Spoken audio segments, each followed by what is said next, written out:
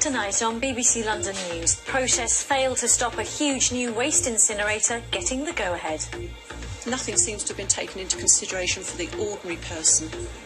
It's all about the business side. Landfill is becoming incredibly expensive, so every waste disposal authority up and down the country has to find an alternative.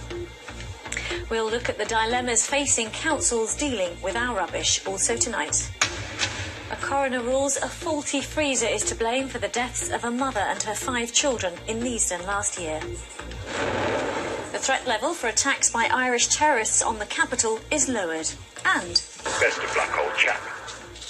The changing face of London over the past 100 years.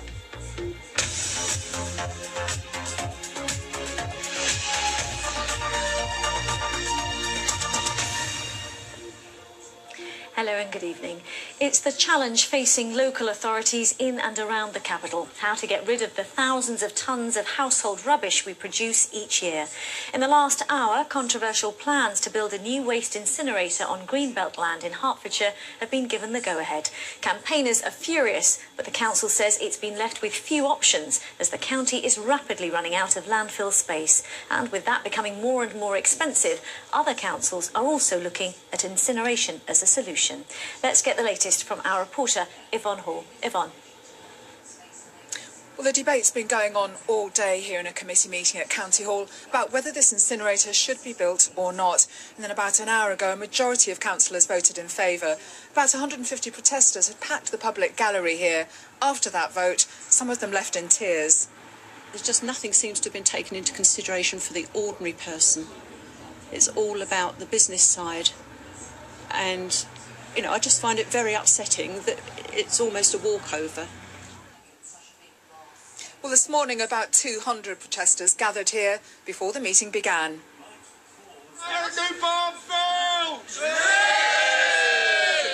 Making sure councillors hear their protest this morning, demonstrators at County Hall in Hertford.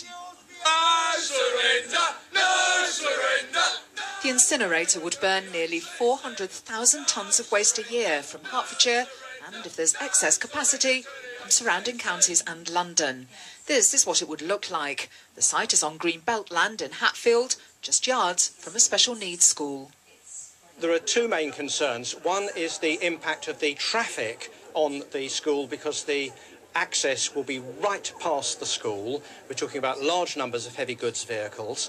And secondly, the actual impact of the scale and size of the building right next to the school.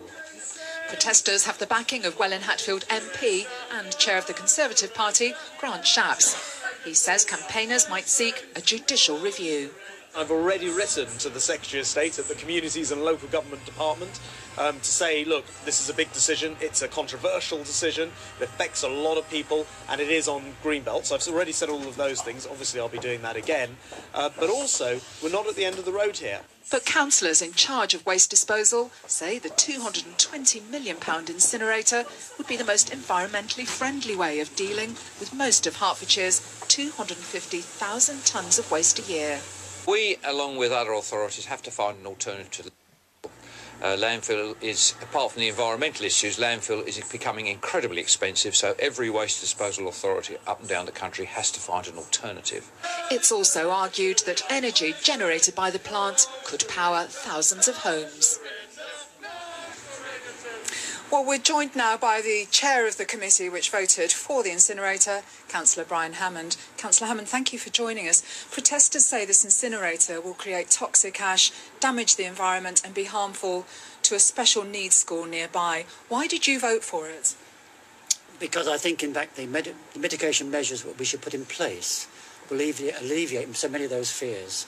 And we've got all sorts of plans for that special needs school whilst the incinerator is being built and indeed subsequently. And another argument is they say that recycling rates are rising, people want more recycling, an incinerator like this isn't going to be needed in years to come. How do you respond to that? I'm not an expert on incineration, but I'm convinced that the need will be there for many, many years to come. You've got to accept that Hertfordshire has always been exporting its waste. It goes to Bedfordshire, it goes to Cambridgeshire, it goes to North London, and we're under great pressure to deal with our own waste. Your MP here, Grant Shapps, says he's prepared to take this fight to a judicial review. What's your response to that? I think almost certainly it will be called in by the Secretary of State, and that will have an inquiry. Obviously, I would be optimistic that it will go through because I see the need, but we're in the hands of the inspector at this stage. Councillor Hammond, thank you very much indeed. Well, although the vote has gone in favour here today, this is very likely to be decided finally by the Secretary of State for Communities and Local Government, Eric Pickles, because the incinerator site is on Greenbelt land. Back to you. Yvonne, thank you for that update. Coming up later in the programme.